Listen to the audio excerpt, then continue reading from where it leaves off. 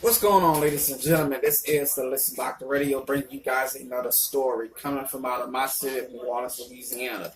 We have yet had another story of shooting happen in the city. This happened last Monday, I believe, or Tuesday. A shooting took place on Canal Street. We call it Bourbon Street. On Bourbon Street of Canal, a shooting took place, killing three or two, maybe, I believe. And the shooting took place on Bourbon Street, a busy crowd out there. I'm going to show you guys the story, and I'm going to tell you guys what I feel about Bourbon, or how I feel about the city at this point. A lot of shootings have been going on, and I'm bringing you guys the news. I know it's a little bit late, but I had a lot of stuff to get to, and I'm on my way to give it to you right now. Good morning, I'm John Snow. We have breaking news into the newsroom now of someone shot actually two people on Bourbon Street about an hour ago. Let's go to Tiffany Wong, who is live now with that story. That's right, we're here with Commander Nick Gernon. What can you tell us about what happened out here? Yes, ma'am. So shortly before 5 a.m., officers heard shots fired in the area of Conti and Bourbon Street. They responded, and they apprehended two individuals that were fleeing the area that had weapons on them. One of those individuals was apprehended by the French Quarter Task Force. Another individual was apprehended by the 8th District Night Watch. Two individuals were shot. We believe that they have non-life-threatening wounds. One was shot in the leg, one was shot in the stomach. They fired several shots. Our real-time crime center was able to go back and tell us exactly what led up to the shooting. It appears like there was no physical altercation. The shooters walked up on the victims and opened fire, at which point they fled. So at this point, we have two individuals that are in custody that were both fleeing, that were armed. One of those individuals has made statements that indicates that he is in fact the shooter, and the real-time crime center has confirmed that with us based on the surveillance video that they were able to capture. Like I said before, the victims have what we believe to be non-life-threatening wounds, one shot in the leg, one shot in the stomach. And again, there was no physical altercation that occurred before this. I'd like to really commend the members of the New Orleans Police Department, especially the French Quarter Task Force officers and the 8th District Night Watch. They heard the shots. They responded immediately. They immediately found two individuals fleeing who were armed, and subsequently we identified one of them as the shooter. You also have we're looking at all the cameras in the area. You'll probably get a lot of surveillance video. Yeah, we have a lot of cooperation from our businesses out here that almost always supply us with surveillance video, which is very important to us. And the real-time crime center cameras were up and running. They captured the incident. They were able to immediately coordinate with the officers on the scene to identify the shooter and help them put together a better case for the district attorney's office. You said there was no altercation before this. Was this random, do you think? Or? No, we believe that the victims and the perpetrators may have had some sort of previous relationship based on statements made by the shooter. But there was no fight. There was no argument. He walked up on him. He started shooting.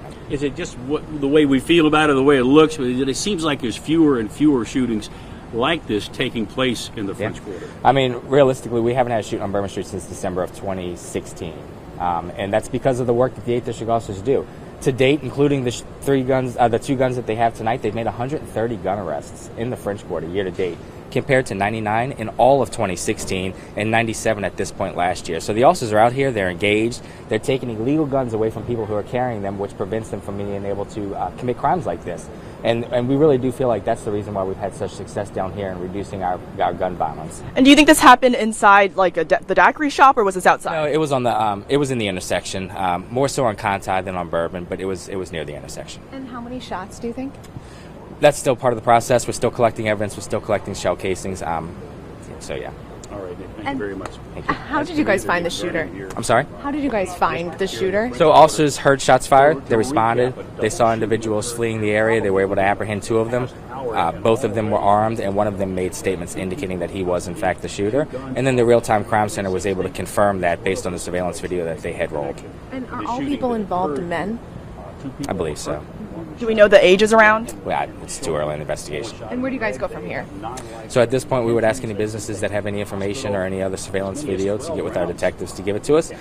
We would also ask anybody that has any information on motive to let us know if they saw anything that happened maybe earlier in the night between these two groups of individuals. Do we know if they're visitors or local? We don't. It's just too early. And last question, do you have any witnesses?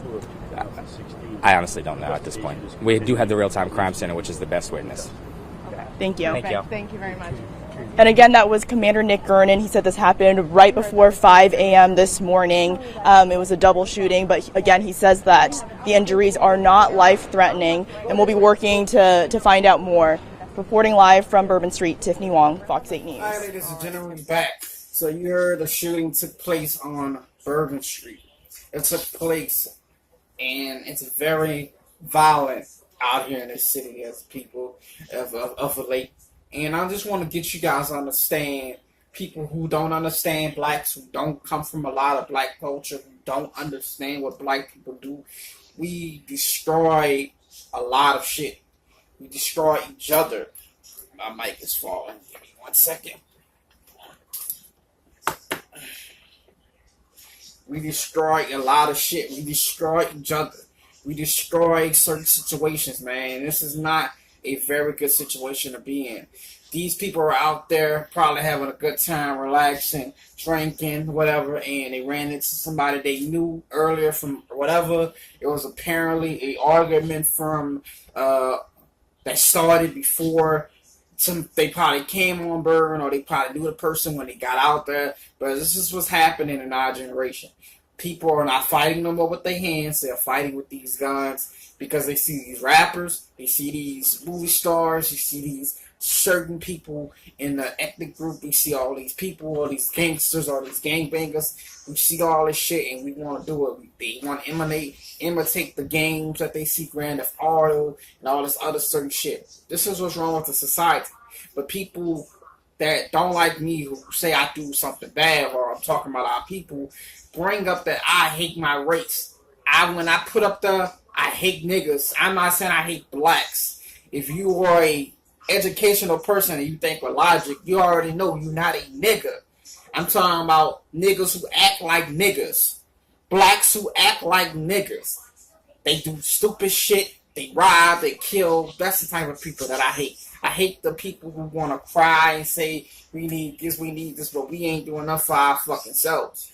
We ain't trying to come out of the neighborhoods. We ain't trying to come out of the bullshit that we're in. And that's the problem that we have right now, that so many people fail to see that I'm trying to do us a good job, man. I'm trying to do us something that we can be proud of, that people can know that this is something that you don't want to be. Because I don't want my kid to grow up in a society believing that she has to or he has to be in this type of environment, have to hang around these type of people. I want my kids to understand that that is something that they should not have to do, that they can be around people that really genuinely love them.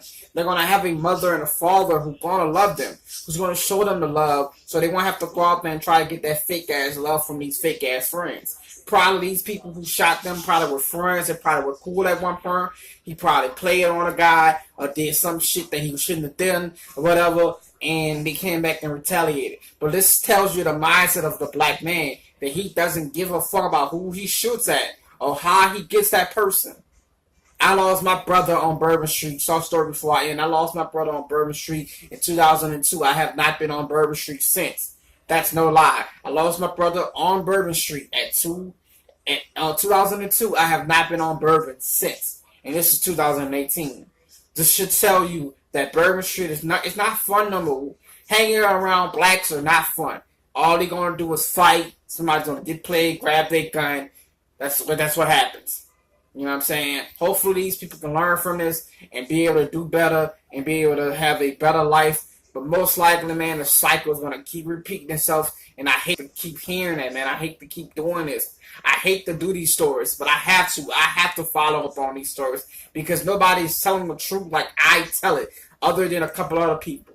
Shout out to Tommy and Chris Doherty and Yes and VA. You know what I'm saying? Shout out to them. Shout out to Just Jay. But the people who really follow me, man, y'all know my heart. Y'all know why I'm doing this, and I appreciate everybody from watching. Hit the like, hit the subscribe, hit the donate button. Peace.